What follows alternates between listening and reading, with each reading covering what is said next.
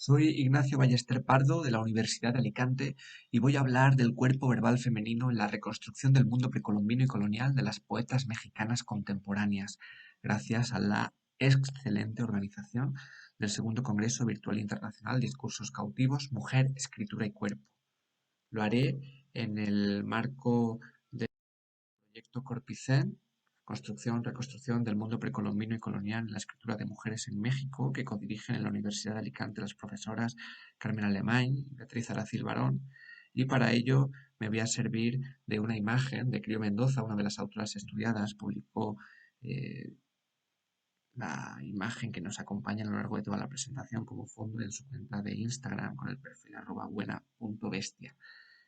En lo que va del tercer milenio se han publicado numerosas obras en las que el sujeto poético femenino defiende la libertad, el derecho y la igualdad, que siguen privándose en un contexto de violencia como es el que todavía vive México. Parteaguas resultó Antígona González, de Sara Uribe, obra de teatro y luego libro de poesía, en que Uribe construye la enunciante tomando como referencia la teoría de su maestra Cristina Rivera Garza. El yo se apropia de la voz de una desaparecida, a la vez que hace gala de una de las técnicas habituales en la literatura mexicana contemporánea, la intertextualidad. Aunque sería interesante abordar la influencia de la tragedia griega en poetas que configuran diferentes sujetos femeninos con la violencia como nexo, a continuación planteamos un estudio de autoras que pueden leerse a partir de subjetividades emergentes desde la recuperación precolombina y colonial. Obras publicadas hace solo unos años nos permitirán, de manera retrospectiva, entender los orígenes y los cambios de lo que tradicionalmente se ha considerado yo lírico femenino. Pese a que con sujeto poético femenino no nos referimos únicamente al movimiento feminista estudiado por Montanaro Mena en 2017, entre otras referencias recientes, sino a la construcción de un personaje marcado gramatical y simbólicamente femenino por la enunciación, que aborda entre otros a Surio desde 2017, protagoniza la obra, como veremos, Anaite Ancira García, Elvis Guerra y Clio Mendoza. Son las tres referencias que nos van a ocupar en lo que sigue a propósito de la equidad entre hombres y mujeres y especialmente la construcción de ese sujeto político femenino como enunciante. Si en el diálogo y las referencias cruzadas que surgen en la poesía mexicana notamos fricciones, obra de Maricela Guerrero, de 2016, entenderemos que el origen del heteropatriarcado en América Latina tiene lugar en 1492, en el momento en que la masculinidad pone pie con la intención de someter. La ingeniería de la que se vale en este libro el personaje de Hernán Cortés, estudiado por Carmen Alemany en la poesía mexicana contemporánea, evidenciará en publicaciones posteriores la negación de lo femenino durante mucho tiempo por lo masculino. Así lo leemos en Vergüenza, de Marta Mega, año 2017. Se aceptan sugerencias. Preferiría que no utilizaran artículos gramaticales con género ni ciertos sustantivos monstruo. Por ejemplo, el español es cruel como los barbados que lo trajeron y que fueron amados a pesar de su sed enferma, y yo sin ser un monstruo ni enfermo, nadie me ama, rasura la barba herencia de mi tata violador que mi abuelita quiso mucho. Estamos ante discursos híbridos que cuestionan el lenguaje, español y lírico. Por un lado nos detendremos en el zapoteco como lengua originaria, por otro en las posibilidades estéticas que hacen que un poema en el siglo XXI lo siga siendo. Anaite Ancira concluye Play, Pausa, Rec, Mood, publicado en 2018, con una serie dedicada a Sor Juana Inés de la Cruz, referencia básica para buena parte de la poesía mexicana contemporánea, que estudiamos, como decimos, en el marco del proyecto Corpicem, y es ahí donde se presenta esta sinopsis de la obra de Anaite Ancira. En Play, Pausa, Rec, Mute, dentro de la sección Pausa, advertimos el subapartado después del ruido de la puerta, cuyo poema El ruido de un avión trata a Sor Juana Inés de la Cruz. En 5 partes, sin desatender la construcción del yo lírico que caracteriza el libro, la monja Jerónima protagoniza los textos breves, numerados en arábigo. A ella se dirige el yo en primera persona. A diferencia del primero, los poemas se valen de notas a pie de página que relacionan la sexualidad, la genealogía y al mismo tiempo la identidad del sujeto femenino con la gastronomía. Destaca la rima consonante a la manera de un rap, desde el conjetural onanismo del personaje nuevo hispano a la coincidencia que parece existir entre el acto amoroso y los pasos que requiere la preparación de un plato. Las recetas de platillos típicos mexicanos, citadas fielmente en la parte baja del texto con una tipografía diferente, se fusionan con comentarios, interpretaciones o connotaciones propias del albur del país con más hispanohablantes. Se establece de tal modo una lectura erótica del arte culinario que también atrajo a la autora de Primero Sueño para atender desde el presente la presencia que tienen ambas artes en el placer. El primer poema sirve de pórtico para plantear el tema que se integra en el libro de Anaítea Ancira García, el placer femenino a partir del cristianismo de Sor Juana. Después de este, los textos se valen de las sugerentes notas a pie de página que cultivará, por ejemplo, Esther M. García en La destrucción del padre, del año 2019. En el caso de Play, Pausa, Rec, Mute, el sujeto poético se dirige a la monja como muestra el final del poema que capturamos a continuación. Tú dime, Sor Juana, si se aprende más de amor y de física en la cocina o en la cama.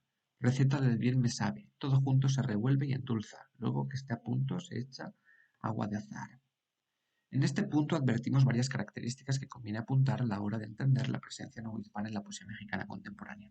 Tanto el tono como el lenguaje coloquiales, en lo que podríamos considerar el poema en sí, con tipografía idéntica al resto del libro, contrasta con la nota al pie tras la raya horizontal pertinente, sobre todo en la escritura ensayística, aunque es habitual la hibridez genérica, como decimos, y un tipo de letra que parece imitar un estilo anterior cercano al de la máquina de escribir. En mayúscula va el nombre de la receta y entre comillas los pasajes de la receta que la autora selecciona para componer el texto científico que acompaña al lírico.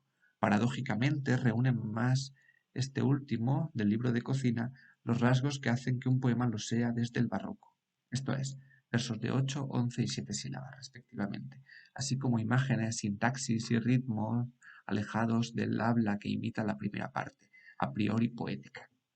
A diferencia de la reivindicación que de la monja ofrece Marisela Guerrero en 2015 del transvestismo que opera en la obra de Francia Perales, 2017, de la psicodelia de Rocío Cerón, 2019, o de la descripción geográfica de Liana Rodríguez en 2020, tal como llevamos observando en el trabajo de Dr. Pizem, en Ancira García lo parodia y lo hace mediante ironías propias de Guerrero o Perales que van de la mano del arte que sirve a otras autoras de este proyecto, como Claudia Almaraz en el mismo año 2019, en el momento en el que se define cualquiera de estas construcciones identitarias de la sexualidad femenina y por ello del sujeto poético.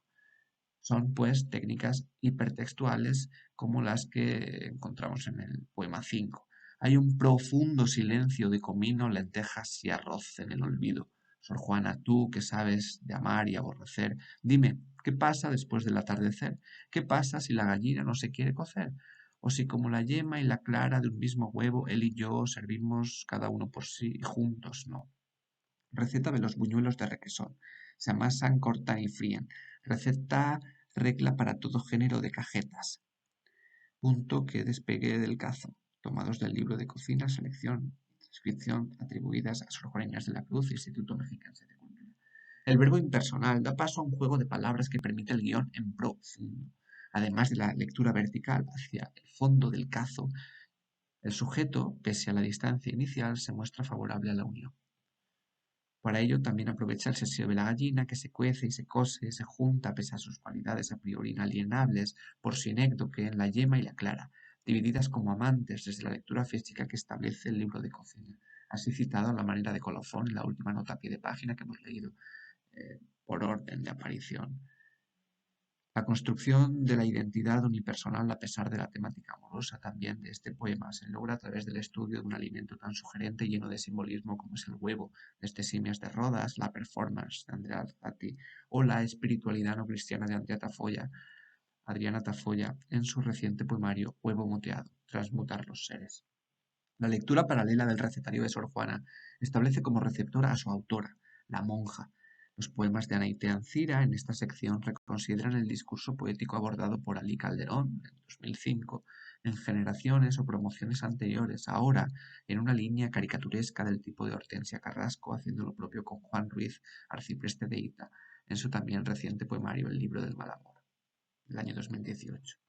En torno a la pero en su contraparte, el odio, discurre Ramonera, de Elvis Guerra, año 2019. Seguimos la edición española de Angelo Nestore, quien defiende lo siguiente en su artículo: la autotraducción al servicio de la visibilidad de discursos disidentes. El caso de la poeta y traductora queer Muxe, Elvis Guerra, publicado en 2020. Dice así, Nestore, el editor: dichas prácticas adquieren la capacidad de visibilizar identidades y cuerpos abyectos, entendidos como cuerpos incapaces de ser inscritos y clasificados por los códigos de la norma.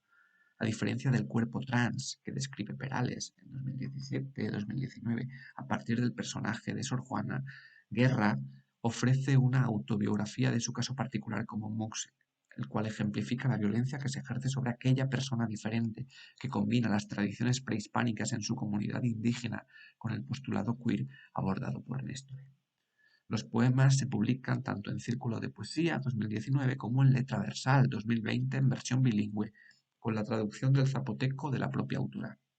Nos basamos en la edición más reciente por la introducción que intuimos, porque no viene firmada, también presenta Néstor, con el título Nueva épica del siglo XXI, Descubrir la belleza transgénero. En estas líneas se explica que Muxe, en Tehuantepec, Oaxaca, México, define a una persona indígena, nacida con sexo masculino, pero que asume la identidad y el rol femeninos en lo personal, lo sexual y en las funciones sociales de su entorno. Es más, su origen se halla en la época precolombina y llega a nuestros días, no solo en lo erótico y en sus funciones comunitarias, sino en sus manifestaciones lingüísticas y artesanales. Entre las muxes se distinguen aquellas que practican el sexo cativo con hombres, es decir, las que incluyen la penetración. Estos muxes se conocen como ramoneras. Aquí encontramos el significado verdadero del título. Dicha definición, sirviéndonos del paralelismo, la consolidará el sujeto poético en primera persona a lo largo de los 33 breves poemas con título de Ramonera. Lleva por título Un muxe es, del cual destacan los siguientes versos. Leeremos únicamente la traducción directa al español de Guerra. Muxe es un indígena que se sueña princesa. Muxe es un huipil de terciopelo carísimo. Muxe es un grabado de Goya. Muxe es un poema que nunca morirá. Si revisamos la cuenta de Instagram de Elvis Guerra, @ElvisGuerra, y no sabemos en qué consiste la realidad muxe, una somera imagen tendremos del primer verso citado, de la indígena que se sueña princesa, y que en el poema Inventario a mis 24, uno de los textos que más giro supone en el conflicto que sirve de núcleo para la obra de Guerra, cambiará de sexo. Sigo soñando con un príncipe zapoteca. Ahora bien, la descripción no solo recae en lo visual, en el vestuario. El huipil, por ejemplo, mencionado más adelante, es sinécdoque de la configuración identitaria de México, diverso a lo largo de los siglos.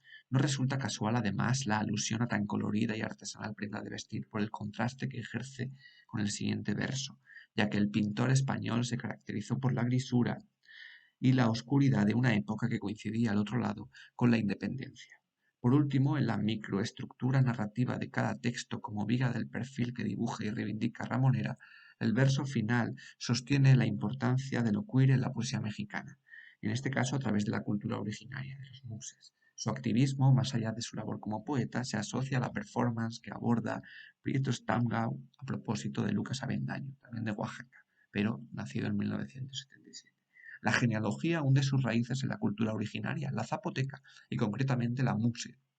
Según las palabras preliminares de Néstor, estamos ante otra cultura que se ancla a través de los siglos con el afán de sobrevivir, un tercer género que desarrolla un papel antropológico en su comunidad y logra una identidad particular que se empeña en cumplir ciertas funciones.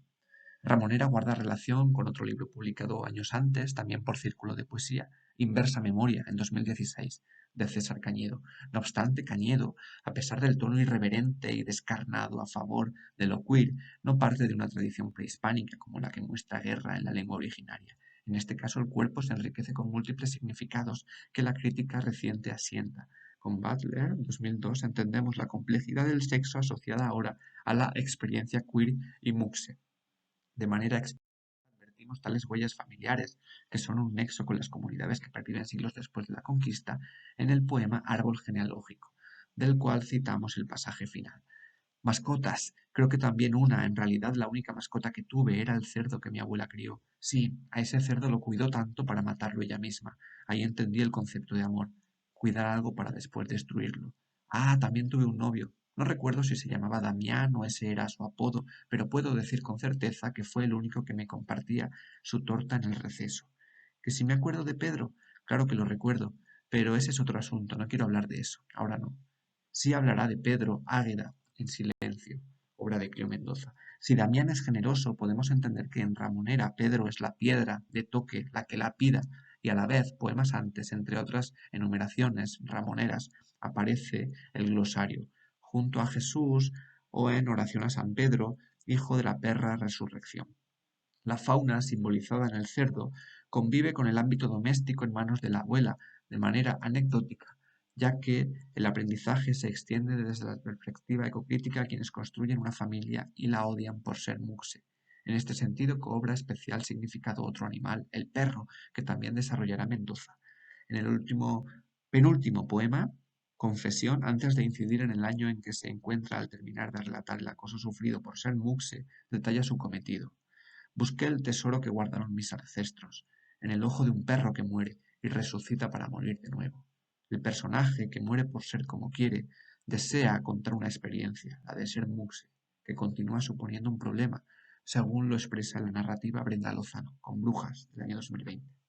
Contra la violencia también en las comunidades indígenas de Oaxaca va el poemario Silencio, 2019, de Cleo Mendoza.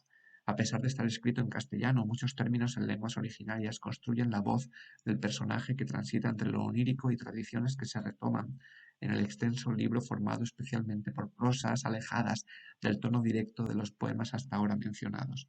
Tienen en común, sin embargo, con el resto de poetas, la implícita presencia precolombina o novohispana que explica el sujeto poético femenino, emergente, contemporáneo, merecedora del noveno certamen internacional de literatura Sor Juana Inés de la Cruz, con un jurado compuesto por Carmen Mullosa, Antonio del Toro y Ali Calderón. Nos centramos para terminar en esta obra, anterior a las otras, cronológicamente, debido a la complejidad y al mismo tiempo a la síntesis de los rasgos apuntados hasta ahora. Doppelganger, sátira, autobiografismo, pasado en el presente, que encierra en sí misma y en diálogo con otras tradiciones. A falta de sujeto ácido, provocativo o más estridente a la manera de Guerra, Mendoza recurre a la sinuosa crítica, como veíamos en Ancira.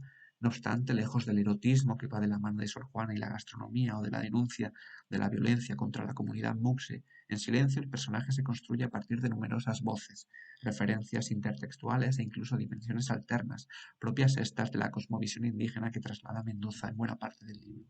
La tragedia va de textos reales de los que se apropia quien escribe a la descripción y narración de escenas reales que colindan con lo fantástico, movimiento narrativo que Carmen Alemany, en el año 2016, define como inusual. Veremos a continuación, ya para concluir, el paso del erotismo corporal a la violencia descarnada y animal que ofrece la tesela de sujetos poéticos, que es Silencio. Silencio, como libro de poesía, marca el tránsito a la novela que recientemente publica Mendoza, Furia, en el año 2021. En la construcción de personajes femeninos en contacto con la tierra y la cosmogonía de la que parte, desde las comunidades indígenas de Oaxaca, advertimos la hibridez que ya hemos apuntado en el estudio de la genealogía de la enunciación de las autoras que nos ocupan. Así lo explica la propia Mendoza en una entrevista que le realizamos en 2019. Yo vivía en algunas comunidades indígenas porque mi madre es maestra rural y creo que muchas de las dificultades que los pueblos indígenas atraviesan en ese momento, no solo en México, sino en todo el mundo, solo son soportadas porque su cosmogonía y su visión de mundo contiene una fe y una sabiduría que nosotros, los mestizos, los colonizados, hemos ido perdiendo en nuestra obsesión por el mundo racional, un mundo que nos permite justificar nuestra existencia, el frívolo mundo de las explicaciones. Construyo los libros caracterizando las voces líricas como si fueran personajes de una novela. En silencio, cuando hay verso, es porque la madre canta, o son los muertos, o son voces colectivas. El verso es más contundente y, como es obvio, la prosa es más explicativa. Ni la madre muerta, ni los muertos mismos, ni las voces de las mujeres que lloran en grupo a sus hijos podría ser explicativa. Su dolor solo puede ser escrito en algo que se aproxime al canto. Si en su ópera prima Anamnesis del año 2016 Ofelia es el personaje que construye por una amiga desaparecida. En silencio, Águeda protagoniza la orfandad también como víctima de los patrones sociales y políticos que envuelven a ambas mujeres. En este caso, la voz de Águeda en cursiva va precedida por una marca esvástica que cierra cada uno de los que hemos ido mencionando, como el que tienen en pantalla. A propósito, conclusiones que se definen en lenguas originarias de Mendoza para mostrar las diferentes líneas de estas poetas mexicanas.